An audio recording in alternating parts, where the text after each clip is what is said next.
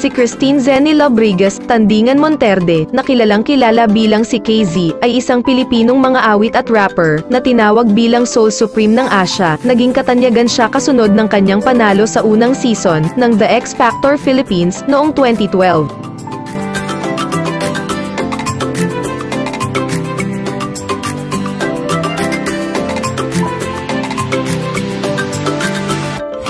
Si Tandingan ay isa sa mga miyembro ng Filipino girl group na Divas, kasama sina Yeng Constantino, Kyla, at Angeline Quinto. Nakilala siya sa buong mundo nang sumali siya sa Singer 2018, isang tanyag na kompetisyon sa pag-awit na ipinalabas sa HBS.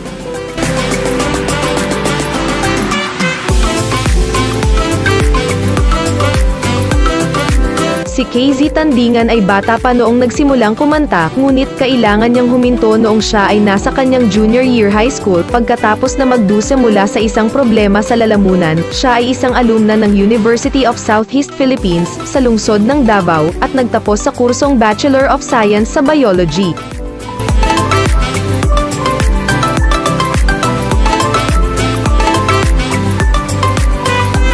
Noong ika-27 ng Abril taong 2016, si KZ ay inanunsyo na maging bahagi ng grupo ng mga batang babae ng Divas, kasama sina Kyla, Yeng Constantino, at Angeline Quinto. Itinanghal ng grupo ang kanilang unang konsyerto, na pinamagatang Divas Live, sa Maynila noong ika-11 ng Nobyembre taong 2016 sa Smart Araneta Coliseum.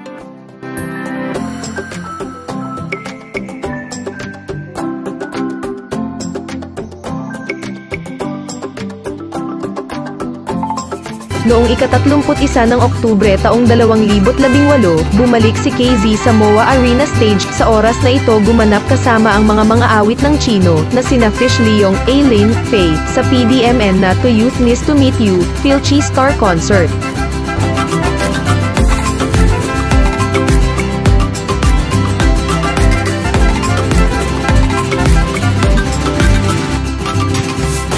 Noong ika-15 ng Disyembre, bumalik ang Divas sa Araneta Coliseum, na itinanghalang isang konsyerto sa pakikipagtulungan, kasama ang internasyonal na vocal na R&B trio na Boyz II Men.